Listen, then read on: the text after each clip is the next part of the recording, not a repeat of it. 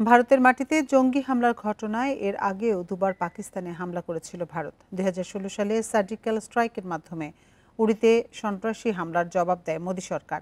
এরপর 2019 সালে পুলওয়ামার হামলার ঘটনাতেও পিছপা হয়নি দিল্লি।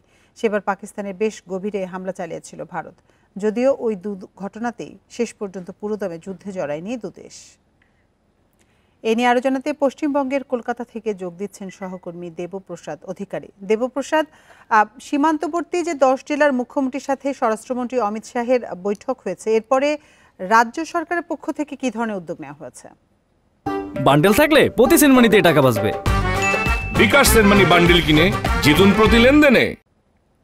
দেখুন, সীমান্তবর্তী যে 10টি রাজ্য, তাদের সঙ্গে গতকালকের এই অমিত শাহ এবং অন্যান্য শীর্ষ নেতৃত্বের সঙ্গে বৈঠক হয়েছেন এবং বৈঠক হওয়ার পরে তাদেরকে যে নির্দেশ দেওয়া হয়েছে সেই নির্দেশ মোতাবেক গতকাল পশ্চিমবাংলার মুখ্যমন্ত্রী মমতা বন্দ্যোপাধ্যায় একটি উচ্চ পর্যায়ের বৈঠক করেন এবং সেখানে কেন্দ্রীয় যারা দায়িত্বে রয়েছেন এবং রাজ্যের দ্বারা এই ধরনের এই সংক্রান্ত বিষয়গুলোর দায়িত্ব রয়েছেন, অর্থাৎ এই আপনি জানেন যে পাকিস্তানের সঙ্গে এবং ভারতের এই মুহূর্তে একটি উত্তেজনাময় পরিস্থিতি তৈরি হয়েছে।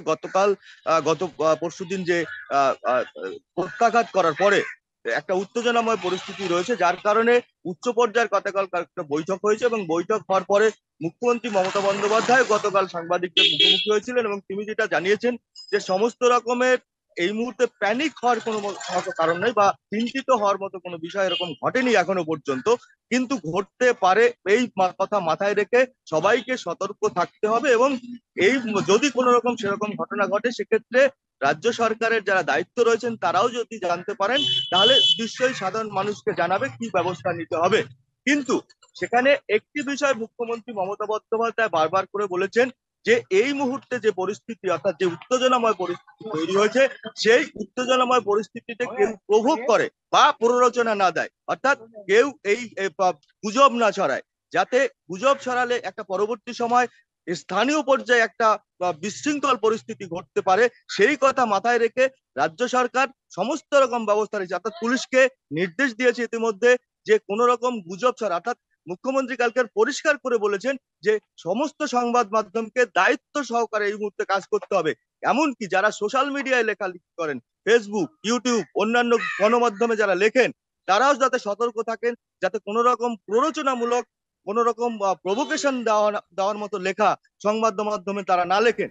যদি সেক্ষেত্রে সংবাদ মাধ্যমে এরকম প্ররোচনামূলক লেখা লেখেন সেক্ষেত্রে সরকার এবং প্রশাসন আইনানুগ ব্যবস্থা তাদের বিরুদ্ধে নেবে। কিন্তু দেবপ্রসাদ, আরেকটি বিষয় একটু জানতে চাই যে পাকিস্তানে ভারতের হামলার বিষয়ে পশ্চিমবঙ্গের সাধারণ মানুষের অবস্থান কি? দেখুন, একটা জিনিস, কারণ পশ্চিমবঙ্গের সাধারণ মানুষের কথা বলতে গেলে, কারণ যেহেতু পশ্চিমবাংলার বেশ কয়েকজন ওই যে অর্থাৎ পাকিস্তানি জঙ্গিরা যে হামলা করেছিল সেখানে কিন্তু 3জন পশ্চিমবাংলার মানুষ ছিলেন এবং তারা ওই সময় মৃত্যুবরণ করেছিলেন।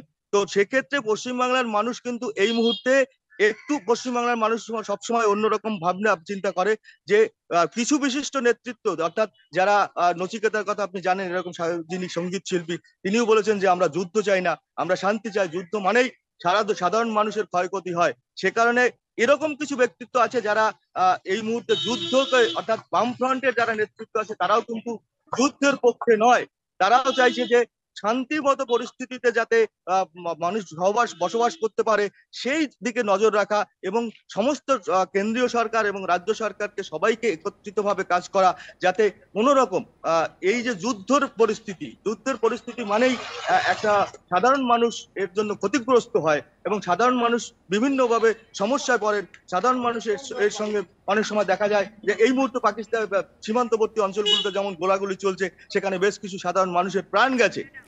দেবপ্রসাদ, আপনি আরো তথ্য সংগ্রহ করতে থাকুন, আমরা পরবর্তীতে আবার আপনার সাথে যোগাযোগ করব। পশ্চিমবঙ্গের কলকাতা থেকে জানাচ্ছিলেন সহকর্মী দেবপ্রসাদ অধিকারী।